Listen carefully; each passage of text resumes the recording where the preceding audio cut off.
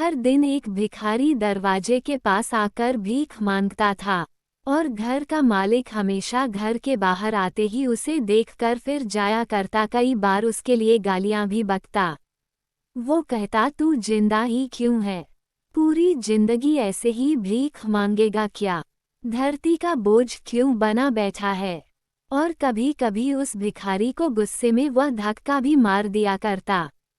इतना कुछ हो जाने के बावजूद भिखारी के मुंह से सिर्फ यही निकलता कि भगवान तुम्हारे पापों को माफ करे। एक बार सेठ को धंधे में बड़ा नुकसान होने की खबर मिली। सेठ बहुत परेशान था कि तभी उसके दरवाजे पर वही भिखारी आया। गुस्से में अपना आपा खोते हुए सेठ ने उस भिखारी को पत्थर दे मारा। पत्थर लगने के कारण भिखारी का सर फूट गया और उसके सर से खून बहने लगा। फिर भी दर्द से कराहते हुए भिखारी ने इतना ही कहा, भगवान तुम्हारे पापों को माफ करे। भिखारी वहां से चला गया। सेठ सोच में पड़ गए, भिखारी को पत्थर मारा फिर भी उसने सिर्फ प्रार्थना की। सेठ का गुस्सा शांत हुआ।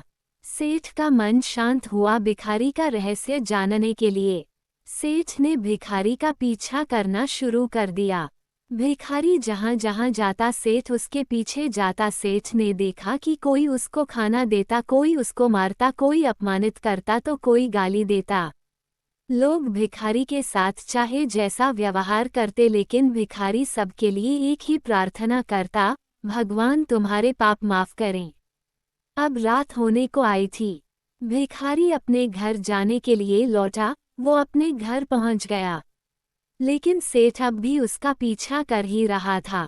एक पुरानी टूटी हुई खटिया पर एक बूढ़ी औरत लेटी हुई थी, काफी कमजोर और बीमार लग रही थी। वह भिखारी की पत्नी थी। अपने पति को वापस आता देख वह खाट से उठ खड़ी हुई। पत्नी ने अपने पति के भीख वाले कटोरे में देखा, उसमें सिर्फ आधी बासी रोटी थी। उसे देखकर वह बोली, आज बस इतना ही मिला, और हाँ, आपके सिर से खून निकल रहा है, ये चोट कैसे लगी? बूढ़ा भिखारी बोला, आज बस इतना ही मिला, किसी ने कुछ दिया ही नहीं। सब ने गालियां दी और एक ने तो पत्थर भी फेंका, इसलिए मेरा सर फट गया। एक गहरी ठंडी सांस लेकर बूढ़ा भिखारी फिर से बोला, यह मेरे ही पापों का फल है।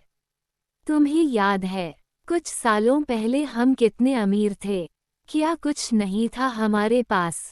हमारे पास हर चीज जरूरत से ज्यादा थी, लेकिन हमने कभी दान नहीं किया। और उससे भी बुरा हमने उस अंधे भिखारी के साथ किया जो हमारे द्वार पर भीख मांगने आया करता था। बूढ़ी पत्नी की आंखों में आंसू आ गए। वह बोली, हाँ, हम उस बेचारे अंधे के साथ बहुत बुरा करते थे। उसका अपमान करते थे, उसे खाने के लिए रोटी की जगह कागज दिया करते, उसका मजाक उड़ाया करते और कभी कभी मारा भी करते। मैंने कभी उसको रास्ता नहीं दिखाया। एक बार मैंने उसके मुंह पर मिट्टी भी फेंकी थी और वो हमेशा दुखी होकर यही कहता कि भगवान तुम्हें तुम्हारे किए की सजा देगा, भगवान तुम्हारे पापों की सजा जरूर देगा। उसका श्राप सच हुआ और हम इस दुख भरी जिंदगी में आ गए। भिखारी बोला, हाँ, उसका श्राप सच हुआ, इसलिए मैं किसी को बददुआ नहीं देता। चाहे कोई मेरे साथ कैसा भी बर्ताव करे, मैं हमेशा उसके लिए प्रार्थना करता हूँ। मैं नहीं चाहता कि कोई भी हमारे जैसे जिंदगी का अनुभव करे, किसी को भी हमारे जैसे दुखों का सामना करना पड़े। वो नहीं जानते कि वह कितना बड़ा पाप कर रहे हैं, इसलिए अनजाने में हुए पाप की ऐसी सजा किसी को भी मिले, मैं नहीं चाहता। सेठ वहीं पर छुपकर यह सारी बातें सुन रहा था। अब उसे सब कुछ समझ में आ गया था। भिखारी और उसकी पत्नी ने वह आधी रोटी मिल बांट कर खाई और भगवान को धन्यवाद बोलकर सो गए।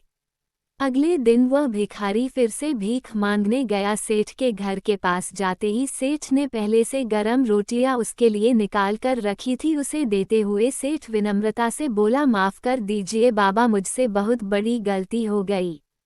बूढ़ा भिखारी बोला, भगवान तेरा भला करे। इतना कहकर वह आगे निकल गया।